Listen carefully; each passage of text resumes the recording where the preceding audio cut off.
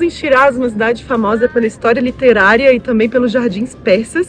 Se você está pensando que você já ouviu esse nome em algum lugar, você está certo. Mas embora o nome da cidade seja o mesmo da uva que faz o vinho Shiraz, a conexão entre as duas não é clara. A maioria dos especialistas acredita que a fruta é originária do sul da França mesmo, mas isso não quer dizer que a cidade já não teve os seus dias de bebedeira. A Pérsia tinha uma longa história de viticultura e produção de vinho que remonta à antiguidade, e as evidências arqueológicas disso foram encontradas nas montanhas dos Zagros, próximas a Shiraz. Nesse período, o vinho desempenhava um papel importante em cerimônias religiosas e eventos culturais. Por volta do século IX, a cidade era considerada a capital mundial de produção de vinho, e essa tradição se estendeu por séculos. Infelizmente hoje, isso não é mais produzido aqui, porque de acordo com a lei do país é proibido vender álcool e consumir. Antes da instauração da República Islâmica, em 1979, havia cerca de 300 vinícolas na região.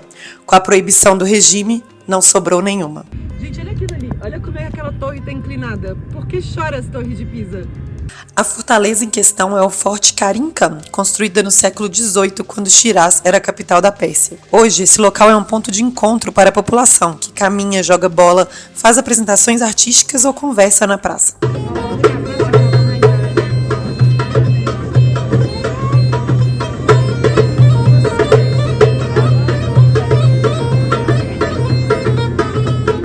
Os Shirazi, como são conhecidos os nativos daqui, têm a fama de serem bons vivants e amantes da poesia e das artes.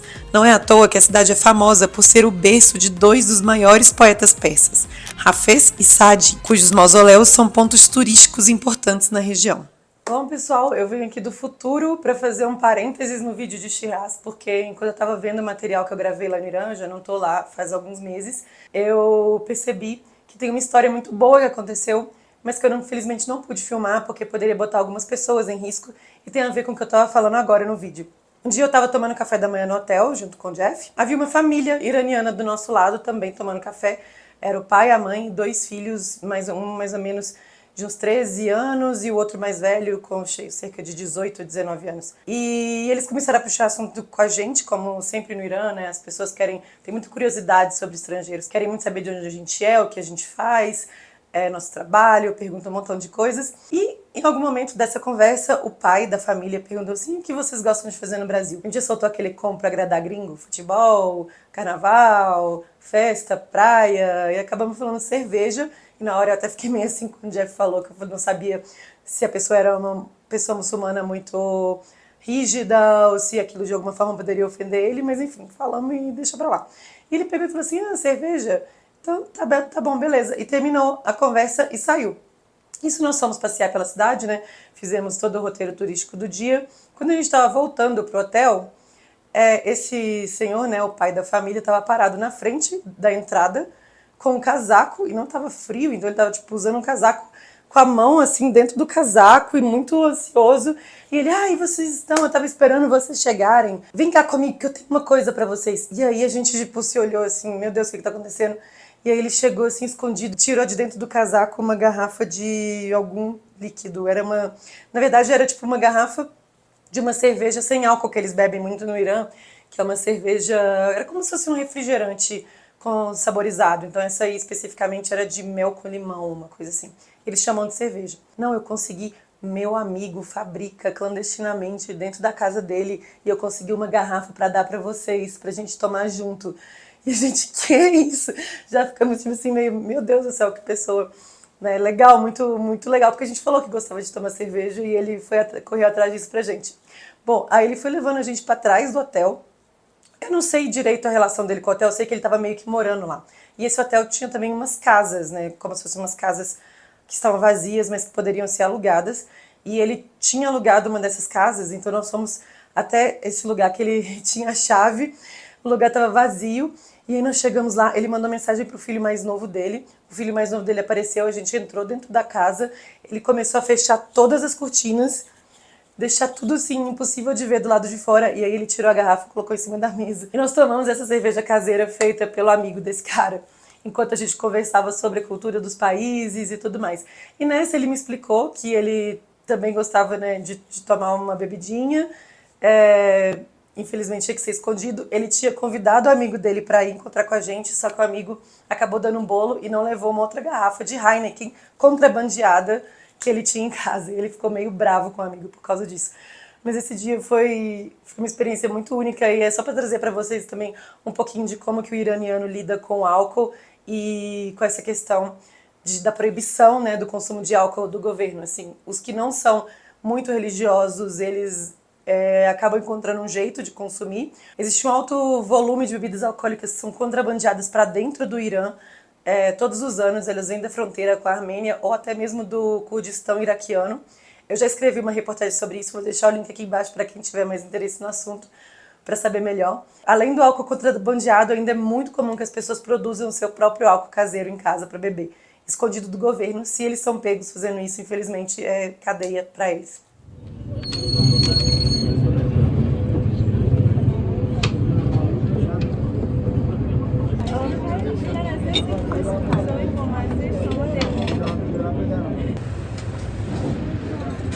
Não sei se vocês acompanharam minha saga no vídeo de Isfahan.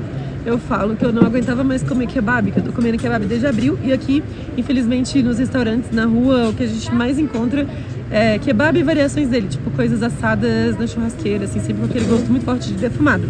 Porém, hoje é meu dia de glória, que eu achei aqui em Shiraz um restaurante muito bom, um café, que eu vou deixar o nome aqui embaixo depois, mas que serve vários pratos tradicionais iranianos. Esse aqui é o Misa Kasemi, que é uma pasta de berinjela.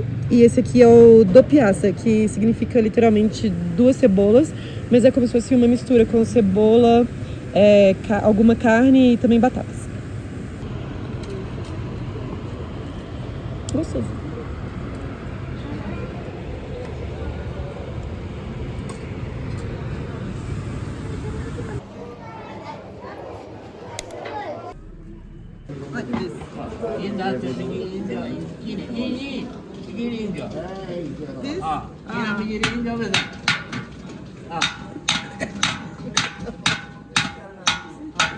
Hoje a gente vai visitar o templo de Shashegah, um dos locais sagrados de acordo com a tradição xiita do islamismo e também, supostamente, um dos lugares mais bonitos de Shiraz.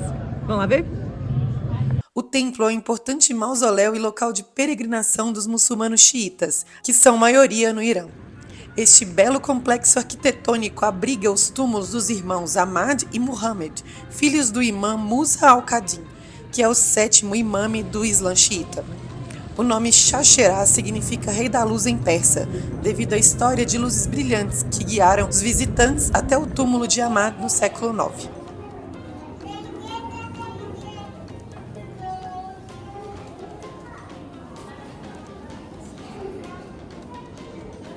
E apesar de ter lido antes em diversos lugares sobre a beleza do templo, eu não estava preparada para o que eu encontrei lá dentro. É uma impressionante cúpula interior revestida de espelhos por todos os lados que cria um efeito luminoso e único no local.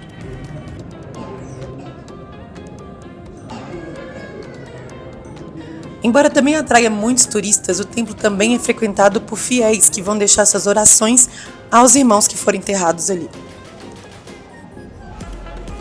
Outro importante templo que visitamos em Shiraz foi o Pink Mosque, ou a Mesquita Nasir al-Mulk. Esse nome se deve ao uso de vários azulejos cor-de-rosa no interior e também aos vitrais coloridos que refletem a luz do sol e criam um espetáculo de luz no interior do templo.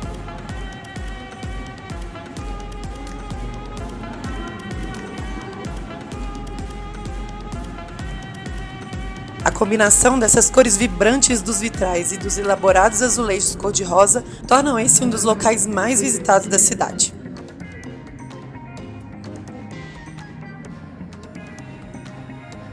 Esse é um dos pontos mais visitados de Shiraz e, quiçá, até do país.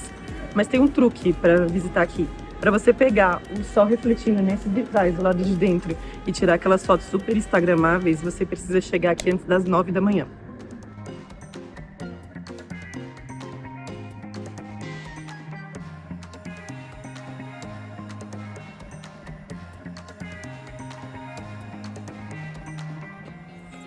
Persepolis. O filho dele é o Xerxes.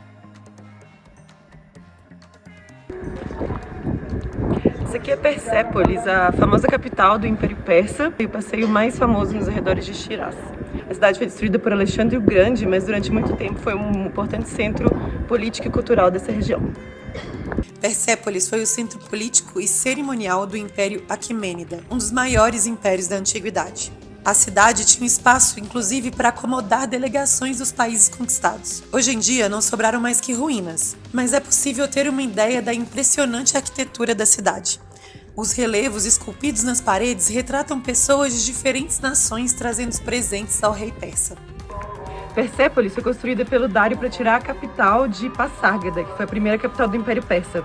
O Dário era pai do Xerxes, que é o vulgo Rodrigo Santoro. For glory's sake. War! Após a instauração da República Islâmica, o governo queria destruir qualquer ligação com a monarquia e tentou acabar com Persépolis, mas foi impedido graças à Unesco, que no mesmo ano declarou a cidade um patrimônio mundial. Hoje em dia, há diversas escavações modernas no local, que foram iniciadas lá em 1930, mas que ainda ressaltam a importância da preservação das ruínas para compreender melhor a história e a cultura persa.